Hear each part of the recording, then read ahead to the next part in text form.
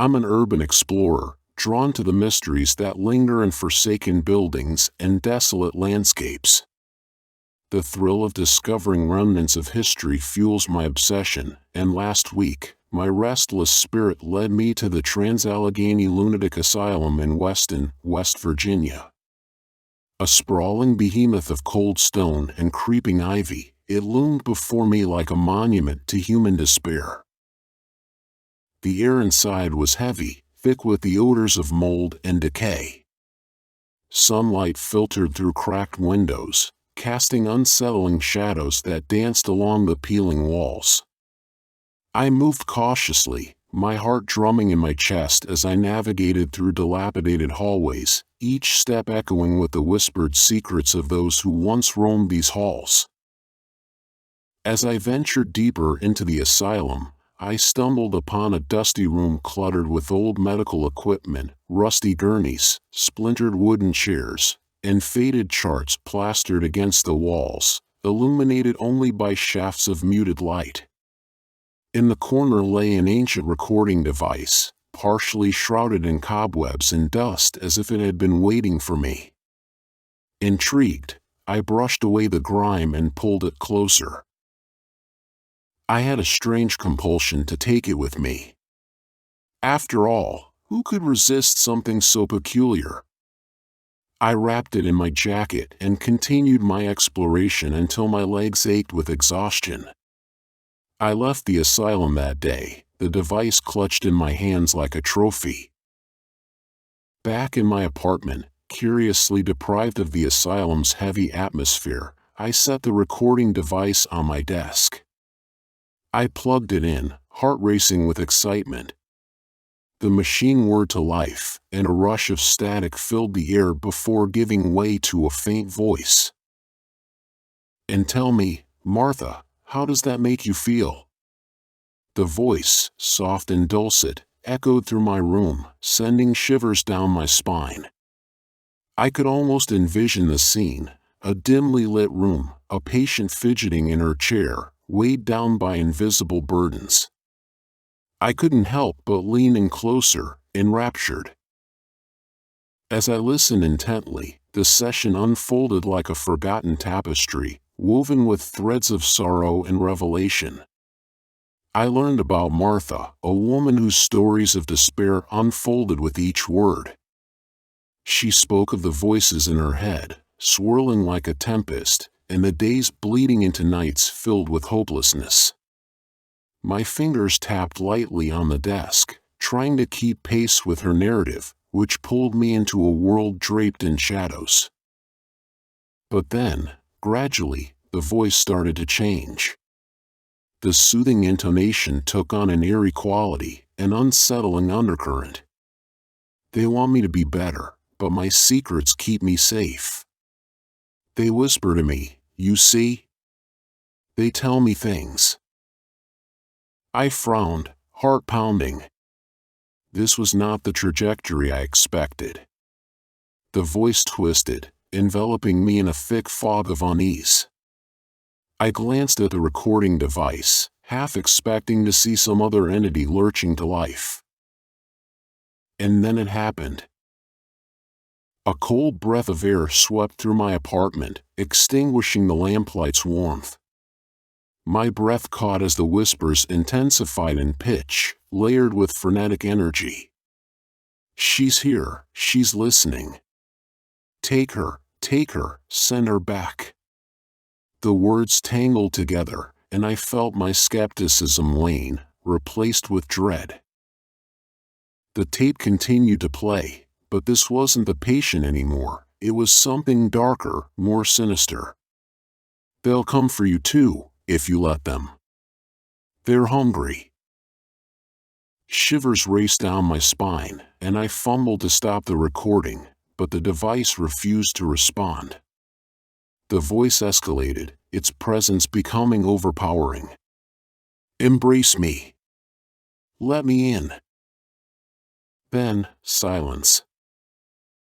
The room felt suffocating, the air thick with a weight I couldn't shake off. I stared at the device.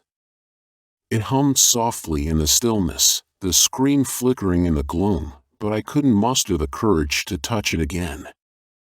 Hastily, I unplugged it, casting it aside like it was a venomous snake. But sleep wouldn't come. I lay in bed, the darkness wrapping around me like an unwelcome shroud, the last words echoing in my mind. Every creak of the building reverberated like a whisper, leaving me on edge. As days passed, I became consumed with an inexplicable urge to listen again. I felt tethered to that ancient voice. It clawed at the edges of my sanity. I could almost hear it breathing, beckoning me back to the asylum, calling me to uncover more buried truths hidden within its walls. I returned to the Trans-Allegheny Lunatic Asylum, the sun pummeling down on the stone structure, casting long shadows that stretched toward me like skeletal hands. Entering felt like walking into a sepulchre. My pulse raced as I navigated back to that room filled with medical relics, and my gaze fell on the place I'd found the device. Kneeling down, I searched for anything else that might explain the unsettling phrase, anything that could quench the insatiable thirst that ebbed in my chest. As I rummaged through the rubble, I stumbled upon an old medical file. It crumbled in my hands, details faded to near illegibility.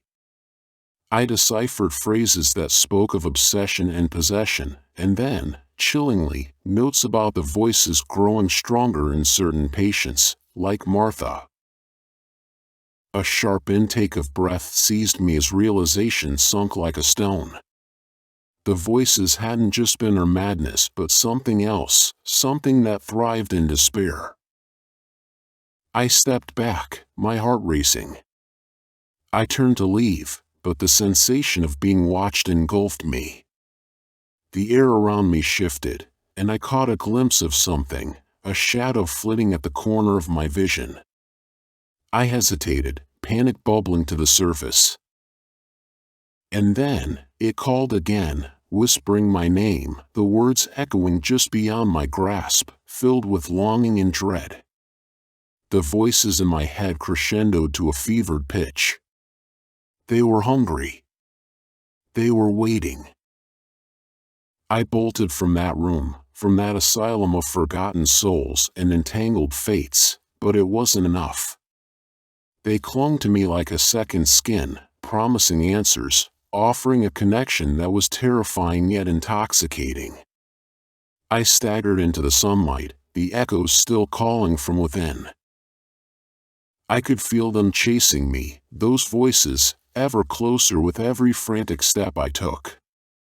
I dashed through the decaying hallways, the walls closing in like a collapsing coffin.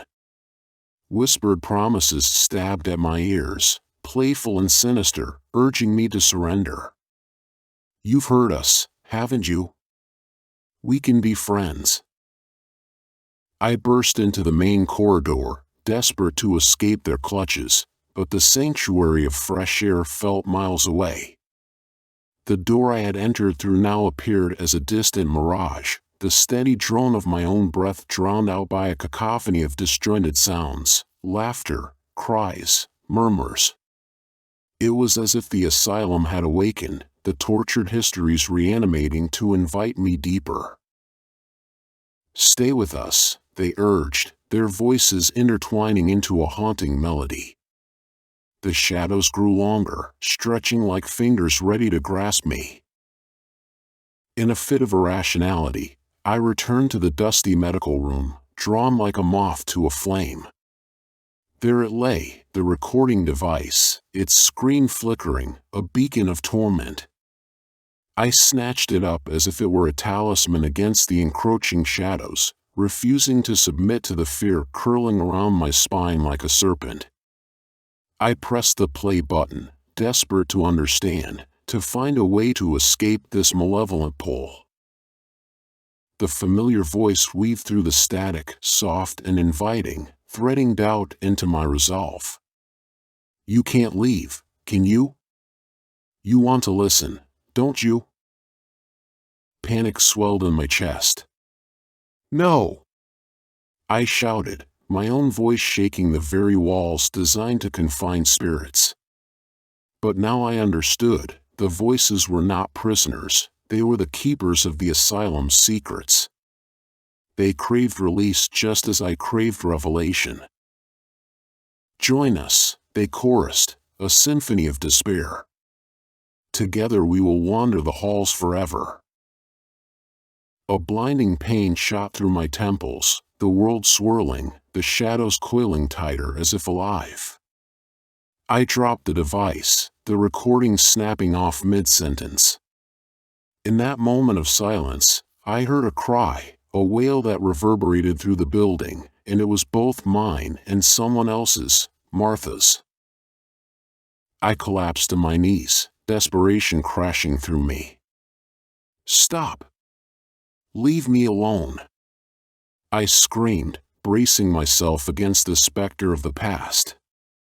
Yet beneath my fury, I felt a dreadful allure, a gentle tug toward surrender. Embrace your truth, a voice cooed from the shadows, and I could finally see it, the figure lurking just beyond the periphery, translucent and warped, yet undeniably clear. It was Martha, eyes wide and pleading, trapped in an existence marked by the voices that sought to claim us both. My heart raced. This has to end. I howled defiantly. The shadows pulsated, alive and hungry. As cold fingers wrapped around my wrist, I could feel the despair spiraling around me, the unrelenting urge to listen, to give in. In that moment, I realized I wasn't just a spectator anymore. I was entangled in a dark ritual, part of the very fabric of this cursed asylum. With a primal instinct, I tore myself away, breaking the connection just as the very fabric of the room started to unravel. The walls shifted and warped, the air growing thick and stifling. I bolted toward the exit, trailing the remnants of voices that called and screamed, yearning for closure, yearning for escape, yet time became an abstract concept, warping beneath my hurried flight. Finally, I burst through the door and into the sunlight, gasping for the fresh air that filled my lungs. I turned back as I crossed the threshold, the asylum looming behind me like a dying beast. But even though I had escaped, I could still hear them, a whispering, taunting echo that faded into the wind.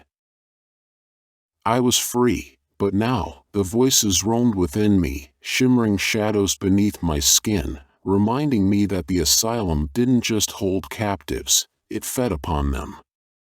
And no matter how far I ran, a part of me would always belong to that place, a reluctant inhabitant of the echoing silence that lingered in its haunted halls.